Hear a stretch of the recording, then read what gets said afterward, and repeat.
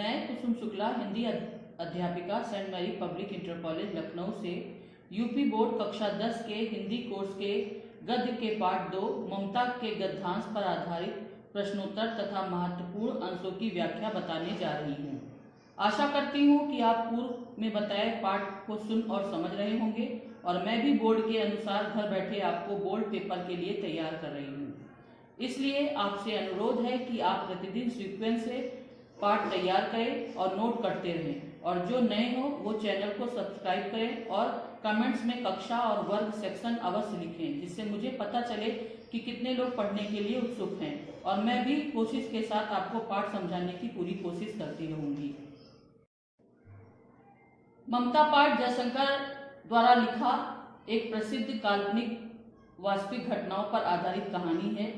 ये कहानी बिहार के भोजपुर गांव के किले रोहतास पर जब शेरशाह का कब्जा होने वाला था, उससे पहले ही किले के महामंत्री चूड़ामणि अपनी विधवा पुत्री ममता को लेकर किसी अनजान जगह पर चले जाना चाहते थे। उसके लिए उन्होंने सामंतों द्वारा दिए धन को लेकर अपनी पुत्री ममता से किले छोड़ने के लिए कहते हैं, परंतु ममता स्वाभिमानी निर्लोभी भारतीय स्त्री है, इसलिए उसने सामंतों द्वारा दी गई धनराशि को वो छूने से भी इनकार कर देती है और पिता को धिक्कारती है कि क्या ये भीख मांगकर अपना जीवन नहीं बिता सकती, तथा वहां से निकलकर वाराणसी के प्राचीन खंडहर बौद्ध स्तूपों में शरण लेकर अपने दिन काटती है। वहीं मुगल बादशाह हुमायूं शेरशाह से युद्ध में हारकर ममता की झोपड़ी में शरण लेता है और ममता शरणागत की मदद करती है और हुमायूं उस झोपड़ी को अष्टकोण मंदिर बनाने का आदेश देता है, परंतु ममता आयु पूरी कर मृत्यु को प्राप्त करती है और उस झोपड़ी के स्थान पर मंदिर बनता है, परंतु ममता नाम की स्त्री का नाम कहीं पर नहीं लिखा होता। तो ये कहानी प्रेरणाप्रद रही है। तो चलिए शुरू करते हैं ममता पाठ के गद्यांशों पर आधारित प्रश्नोत्तर। तो प्रथम गद्यांश इस प्रकार है।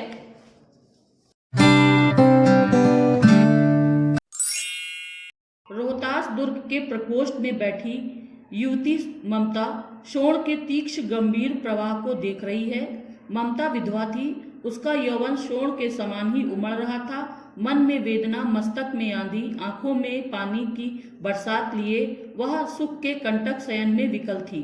वह रोहतास दुर्गपति मंत्री चूड़ामणि की अकेली दुहिता थी और उसके लिए कुछ अभाव होना असंभव था, परंतु वो विधवा थी। हिंदू विधवा संसार में सबसे तुच्छ निराशय प्राणी है, तब उसकी विडंबना का कहाँ अंत था। इस गद्यांश का प्रथम प्रश्न इस प्रकार है, उपर्युक्त गद्यांश का संदर्भ लिखिए। तो इसका उत्तर है, प्रस्तुत गद्यांश हमारी पाठ्य पुस्तक हिंदी के गद्य पाठ ममता से लिया गया है, जिसके लेखक जयशंकर प्रसाद जी हैं। प्रश्न 2 है, चूड़ामणि की कितनी पुत्रियां थी? तो महामंत्री चूड़ामणि की एकमात्र पुत्री ममता थी। तीसरा प्रश्न है, ममता कहाँ बैठी थी? इस प्रश्न का उत्तर है, ममता रोहतास दुर्ग के किले के प्रकोष्ठ में बैठकर अपने आने वाले जीवन के बारे में सोच रही थी। अगला प्रश्न है, ममता कौन थी, वो क्या देख रही थी? इस प्रश्न का उत्तर है, ममता रोहतास दुर्ग के महामंत्री चूड़ामणि की एकमात्र विधवा पुत्री थी। वह शत्रु के आक्रमण से चिंतित होकर दुर्ग के प्रकोष्ठ में बैठकर सोच रही थी। इस गद्यांश का अगला प्रश्न है, रेखांकित अंश की व्याख्या करें। इस रेखांकित अंश की व्याख्या इस प्रकार है, ममता कहानी की प्रमुख पात्र है। ममता रोहतास दुर्ग के किले के झरोखे में बैठकर दूर बह रही शोण नदी के बहाव को एकटक देख रही थी।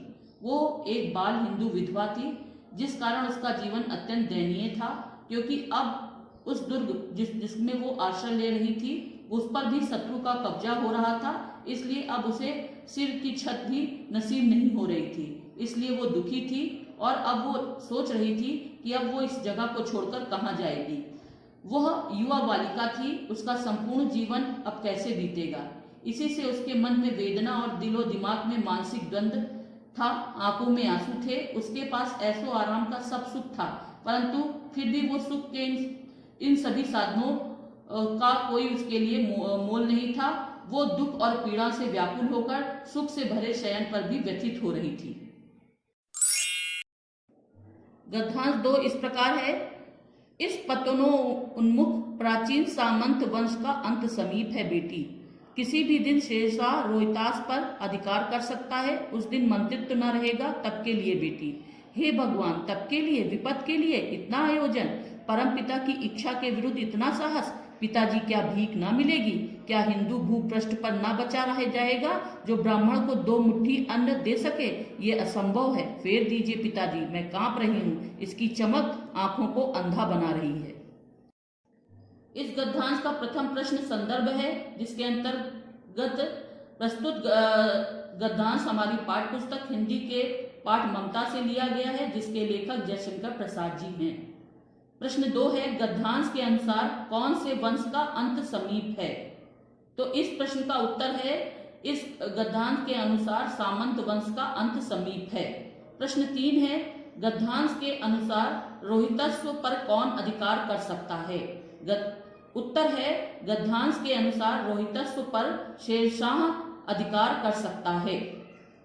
अगला प्रश्न है, अपने पिता का कौन सा कार्य ममता को परमपिता की इच्छा के विरुद्ध लगा? इस प्रश्न का उत्तर है, ममता को अपने पिता द्वारा सामंतों द्वारा दान में दिए हुए धन का लेना परमपिता की इच्छा के विरुद्ध लगा। इस गद्यांश का अगला प्रश्न है, रेखांकित अंश की व्याख्या करें। इस रेखांकित अंश की व्याख्या इस प्रकार है कि हे भगवान, विपत्ति के समय के लिए इतना प्रयास करना अच्छा नहीं होता है पिताजी। ईश्वर की इच्छा के विरुद्ध इतना प्रयास कर लेना ईश्वर की इच्छा के विरुद्ध होता है। और क्या हम लोग भीख मांगकर अपना जीवन नहीं चला सकेंगे? और क्या दुनिया में कोई ऐसा व्यक्ति न बचा होगा जो हम ब्राह्मणों को मुट्ठी भर अनाज दे सके? इसलिए पिताजी, आप इस जो लिए हुई दान है इसको वापस कर दीजिए और हम अपना जीवन किसी तरह से भी बसर कर लेंगे, क्योंकि हम भीख मांग कर खा सकते हैं, लेकिन दिया हुआ दान या रिश्वत को हम किसी तरह से स्वीकार नहीं कर सकते। ममता अपने पिता से पूरी तरह से असहमत है और वो इसे परमपिता के आज्ञा के विरुद्ध मानती है, और इसलिए वो बार बार अपने पिता से लिए हुए धन को वापस करने की बात कहती है। इस पाठ का अगला गद्यांश इस प्रकार है, चौसा के मुगल पठान युद्ध को बहुत दिन बीत गए। ममता 70 वर्ष की वृद्धा है। वह अपनी झोपड़ी में एक दिन पड़ी थी। शीतकाल का प्रभात था। उकस जीर्ण कंकाल खांसी से गूंज रहा था। ममता की सेवा के लिए गांव की 2-3 स्त्रियां उसे घेर कर बैठी थी, क्योंकि वह आजीवन सबके सुख दुख की सहभागिनी रही। ममता ने जल पीना चाहा। एक स्त्री ने सीपी से जल पिलाया। सहसा एक अश्वारोही उसी झोपड़ी के द्वार पर दिखाई पड़ा। गद्यांश 3 का प्रथम प्रश्न इस प्रकार है, उपर्युक्त गद्यांश के पाठ और लेखक का नाम लिखिए। तो इस प्रश्न के उत्तर में गद्यांश के पाठ का नाम ममता और लेखक का नाम जयशंकर प्रसाद है। प्रश्न 2 है, ममता आजीवन सबके सुख दुख की सहभागिनी रही, कथन को स्पष्ट कीजिए। उत्तर के अंतर्गत इस कथन का अर्थ ये निकलता है कि ममता आजीवन सबके सुख दुख, अर्थात ममता नाम की स्त्री जो थी वो जीवन भर हमेशा समाज के लोगों के साथ में सुख दुख में शामिल होकर उनके दुख तकलीफों में खड़ी रही, उनका साथ देती रही, और जीवन के अंतिम समय वही लोग उसके काम आए। इस गद्यांश का प्रश्न नंबर 3 इस प्रकार है, गांव की स्त्रियां ने ममता को क्यों घेर रखा था? तो इस प्रश्न का उत्तर है कि गांव की स्त्रियों ने ममता को इसलिए घेर रखा था क्योंकि वो बीमार थी, उसका अंतिम समय था और वह उसकी देखभाल कर रही थी। इस गद्यांश का अगला प्रश्न है, रेखांकित अंश की व्याख्या करें। तो रेखांकित अंश की व्याख्या इस प्रकार से है कि जब शेरशाह और हुमायूं के बीच चौसा के मैदान में युद्ध हुआ तो बहुत दिन बीत गए। अब समय बीत चुका था। ममता 70 साल की बुढ़िया हो चुकी थी और वो अपनी झोपड़ी में थी, वो बीमार थी और बुढ़ापे के कारण उसका शरीर कमजोर और हड्डियों का ढांचा हो गया था। उसने जीवन में बहुत दुख देखा था और कमजोरी के कारण ममता सांस भी नहीं ले पा रही थी, और ममता जीवन भर सबके सुख दुख में बराबर साथी रही। इसीलिए आसपास की रहने वाली स्त्रियां अब उसके जीवन के अंतिम समय उसके आसपास बैठकर उसकी बीमारी में और उसके जीवन के अंतिम समय में उसकी देखभाल कर रही थी।